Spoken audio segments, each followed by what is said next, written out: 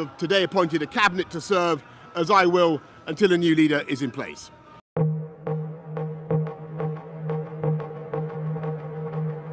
Party, that there should be of that party and therefore a new Prime Minister.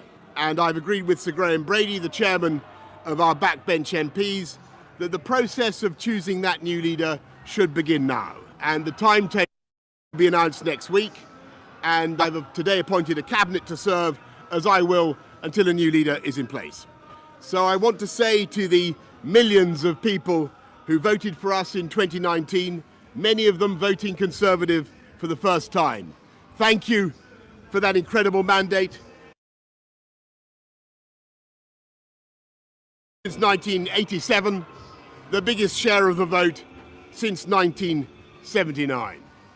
And the reason I have fought so hard in the last few days to continue to deliver that mandate in person was not just because I wanted to do so, but because I felt it was my job, my duty, my obligation to you to continue to do what we promised in 2019. And of course, I'm immensely proud of the achievements of this government, from getting Brexit done to settling our relations with the continent for over half a century, reclaiming the power for this country to make its own law, and in the last few months, leading the West in standing up to Putin's aggression in Ukraine.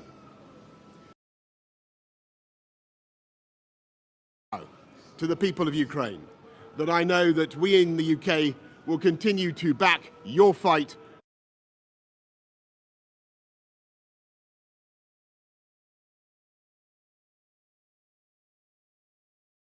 for freedom for as long as it takes. And at the same time, in this country, we've been pushing forward a vast program of investment in infrastructure and skills and technology, the biggest in a century, because if I have one insight into human beings, it is that genius and talent and enthusiasm and imagination are evenly distributed throughout the population, but opportunity is not. And that's why we must keep levelling up, keep unleashing the potential of every part of the United Kingdom. And if we can do that in this country, we will be the most prosperous in Europe. And in the last few days, I've tried to persuade my colleagues that it would be eccentric to change governments when we're delivering so much and when we have such a vast mandate and when we're actually only a handful of points behind in the polls, even in mid-term after quite a few months of pretty relentless sledging, and when the economic scene is so difficult domestically and internationally. And I regret not to have been successful in those arguments, and of course it's painful not to be able to see through so many ideas and projects myself. But as we've seen at Westminster, the herd instinct is powerful. When the herd moves, it moves. And my friends, in politics, no one is remotely indispensable. And our brilliant and Darwinian use another leader equally committed to taking this country forward, not just helping families to get through it, but changing and improving the way we do things, cutting burdens on businesses and families, and yes, cutting taxes, because that is the way to generate the growth and the income we need to pay for great public services. And to that new leader, I say, whoever he or she may be, I say I will give you as much support as I can. And to you, the British public, I know that there will be many people who are relieved, and perhaps quite a few who will also be disappointed. And I want you to know how sad I am to be giving up the best job in the world. But them's the breaks. I want to thank Carrie and our children and all the members of my family who have had to put up with so much for so long.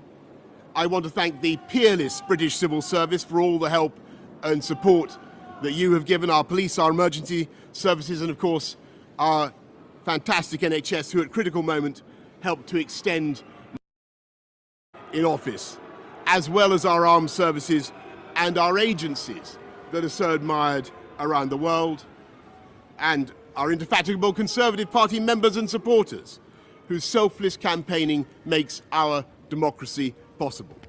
I want to thank the wonderful staff here at Chequers, here at Number 10, and of course at Chequers, and our fantastic prop force detectives, the one group, by the way, who never leak. Above all, I want to thank you, the British public, for the immense privilege that you have given me. And I want you to know that from now on until the new Prime Minister is in place, your interests will be served and the government of the country will be carried on. Being Prime Minister is an education in itself.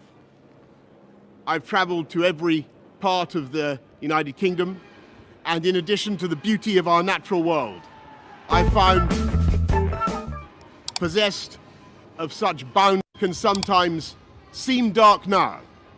Our future together